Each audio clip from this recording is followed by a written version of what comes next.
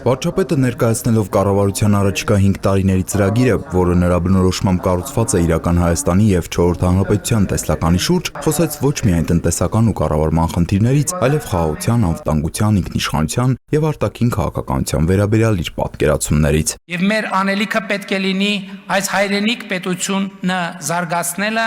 ու այն հարատև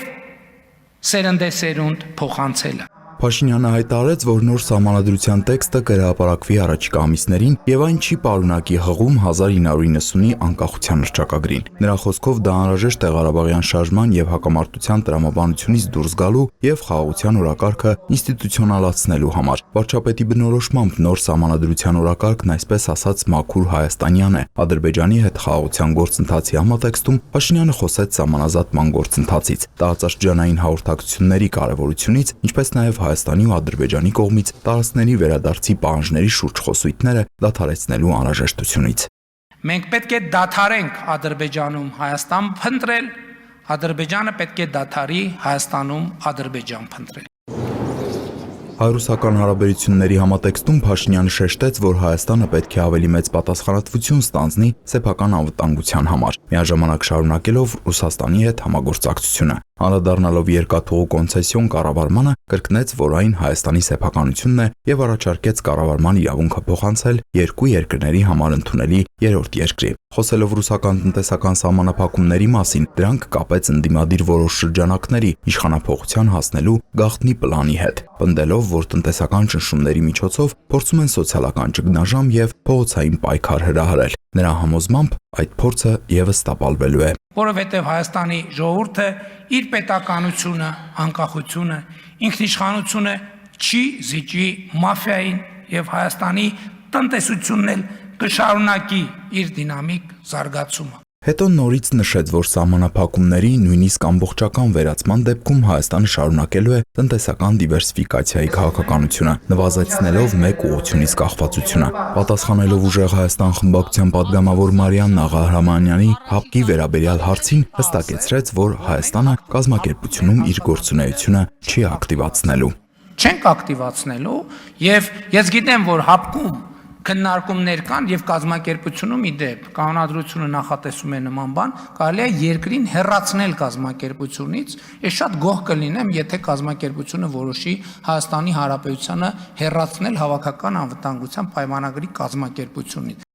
Իրական Հայաստանի գաղափարախոսության շուրջ համախմբումը ըստ Փաշինյանի հիմք է տալիս շարունակելու հավասարակշռված արտաքին քաղաքականությունը առանց որևէ ուղղությունից կախվածության։ Դրա առանցքում տարածաշրջանային համագործակցությունն է Վրաստանի, Իրանի, Թուրքիայի եւ Ադրբեջանի հետ հարաբերությունների զարգացմամբ, իսկ որն է Հայաստանի անվտանգության կոնցեպտը։ Մենք պետք է ունենանք պաշտպանունակ բանակ եւ մենք պետք է ունենանք խաղաղություն։ Հիմնված լեգիտիմության, փոխկապվածության, երկարաժամկետ կանխատեսելիության վրա։ Թե քաղաքացիական պայմանագիր եւ թե ուժեղ Հայաստան խմբակցություններից հարցեր հնչեցին բանակում գրանցված ողբերգական դեպքերի, այդ թվում այսօրվա մահվան դեպքի մասին։ Փաշինյանի խոսքով բանակում սպանությունների ու ինքնասպանությունների դեպքերի առնչությամբ ձևավորվել է աշխատանքային խումբ։ Նա նշեց, որ խնդրի պատճառներից են խաղաղության պայմաններին չհարմարեցված ծառայության տրամաբանությունը, բռնության մշակույթն ու քրեական ենթամշակույթը։ Եվ սա, որ ասում եմ, մեր այսօր ունեցած մեծագույն խնդիրներից մեկն է, որը պահանջում է անհետաձգելի արձագանք եւ անհետաձգելի լուծում։ Եվրամիության եւ Միացյալ Նահանգների հետ հարաբերությունների խորացման մասով Հայաստանը նպատակ ունի Եվրամիության հետ վիզաների ազատականացման հասնել 2029-ին։ Փաշինյանն անդրադարձավ Եվրամիության հետ մերձեցման վերաբերյալ Ռուսաստանի մտահոգություններին, դրանք կապելով հայ-ռուսական հարաբերությունների փոփոխության հետ, ասաց, որ առաջիկայում էլ կսկսվի Եվրամիությանն անդամագրվելու գործընթացը, ԵԱՏՄ գործընկերների հորդորներին ականջալուր լինելով, սակայն այդ գործընթացը պետք է սկսվի պաշտոնական դիմումից, իսկ հանրաքվեն անցկացվի Եվրամիության արձագանքից եւ ճանապարհային քարտեզի ձևավորումից հետո։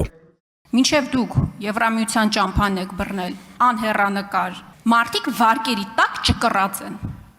Գյուղատնտեսները ասում են իրենց բերքը հենց իրենց դաշտում ոչնչացնում են։ Հիմա առանց շարադրությունների նորից եմ խնդրում։ Դուք ասել եք այդ հարցերը լուծելու եք։ Այսինքն շարադրության նկատմամբ ձեր կամահարական վերաբերմունքը ցույց է տալիս, որ դուք թելադրության կողմնակից եք եւ ընդհանրապես ձեր քաղաքական ուժը Հայաստանի Հանրապետությունում գործում է թելադրության ժանրից։ Երկրորդը, Հայաստանի Հանրապետության կառավարությունը արդեն տասնյակից ավել ծրագրեր է ընդունել։ Միլիարդների սուբսիդավորում ենք իրականացնում գյուղացիներին։ Տեղանունների թեմային անդրադառնալով Փաշինյանը շեշտեց, որ Հայաստանի տարածքում հայկական բնակավայրերի համար ադրբեջանական անվանումների օգտագործումը պետք է դադարեցնել։ Մասնավորեցրեց Արարատի մարզի Արարատ գյուղը Դավալու, իսկ Քյարքին Տիգրանաշեն անվանելու դեպքերը, դրանք համարելով հայրենիքից դուրս հայրենիք փնտրելու դրսևորում։ Այնուհետ Տիգրանաշենցիներին դիմեց Ուժեղ Հայաստան խմբակցության ղեկավարը։ Դուք այս ընտրություններուն քվեարկել եք, ավելի շատ ձայն եք տվել քաղաքացիական պայմանագիր կուսակցությանը, քան Ուժեղ Հայաստանին։ Ու այսօր ձեր տները վտանգ կա, որ հանձնվելու է Ադրբեջանին։ Մենք պայքարելու ենք դրա համար, բայց դուք էլ օգնեք մեզ։ Ապացուցեցիք, որ դուք պատերազմի կուսակցություն եք, որովհետև հիմա դուք ասցիք, որ պատրաստ եք դրա համար պատերազմ սկսել Ադրբեջանի հետ։ Դուք դրանով ապացուցեցիք այն, ինչ որ սկզբունքորեն ապացուցելու կարիք չկարել։ Դահլիճը պարբերաբար աղմկոտ էր դառնում, երբ վարչապետն անդրադառնում էր եկեղեցու բարենորոգման թեմային։ Կտրիչ Ներսիսյանի ուղիղ հրահանգի ենթարկող Կրքերը բորբոքվեցին երկրորդ, երրորդ, չորրորդ, հինգերորդ անգամ։ Այդ տեսարանների ընթացքում երկու անգամ նախազգուշացում ստացավ Հայաստան Դաշինքից Գեղամ Մանուկյանը, ապա վարչապետը շարունակեց. Եթե դες համար սիրուհի ունեցող վեհապարը նորմալ է, ինձ համար որպես հայաստանյա ծառայելական սուրբ եկեղեցու հետևորդ դա սրբապղծություն է։ Պիղծ է ձեր վեհապարը, պիղծ է։ Օրվա երկրորդ հատվածում կրքերը կրկին բորբոքվեցին։ Քաղաքացիական պայմանագիր խմբակցության падգամավոր Գարիկ Սարգսյանը հարց բարձրացրեց, ինչու է ընդդիմությունը սեղաններին դմդմփանում, երբ կաթողիկոսի փոխարեն հնչում է Կտրիչ Ներսիսյան անունը։ Մինչդեռ նույն վերաբերմունքը չի դրսևորվում, երբ ընդդիմադիրները վարչապետին դիմում են անուն ազգանունով։ Փաշինյանն էլ արձագանքեց, Հայաստանը ժողովրդավարական երկիր է, ինքը նման դիմելաձևից չի նեղվում։ Մինչդեռ իր խոսքով Ուժեղ Հայաստանի համար դա խնդիր է։ Ես էլ չեմ ուզում ընդդիմությունը շատ նեղվի, դրա համար քիչ եմ ասում Կտրիչ Ներսիսյան, հակառակ դեպքում Դմդմփոցներին աղմուկ աղաղակին հաջորդեց այն, որ Ուժեղ Հայաստան խմբակցությունը լքեց դահլիճը։ տեսակ ձեռները ցավեց, այլևս ոչ մեկին չի հետաքրում Կտրիչ Ներսիսյան։ Ազգային ժողովի նախագահն էլ մարմնի մեկ այլ հատվածի ցավից դժգոհեց, երբ իշխանական падգամավոր Տարոն Չախոյանը կրկին օգտագործեց Կտրիչ Ներսիսյան ձևակերպումը, իսկ ընդդիմադիր падգամավոր Գեղամ Մանուկյանը տեղից արձագանքեց։ Պարոն Մանուկյան, եւս մեկ անգամ տեղից արձագանքեք, ձեզ դուրս եմ հրավիրելու դահլիճից։ Հերիք եղավ, բոլ եղավ, չեմ կարող գոռամ, բանա, փորս ցավում է։ Մի ջղայնացեք։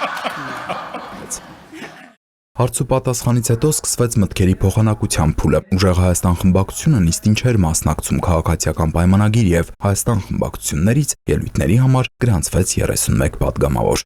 Տիգրան Վակիմյան, Հորիզոն։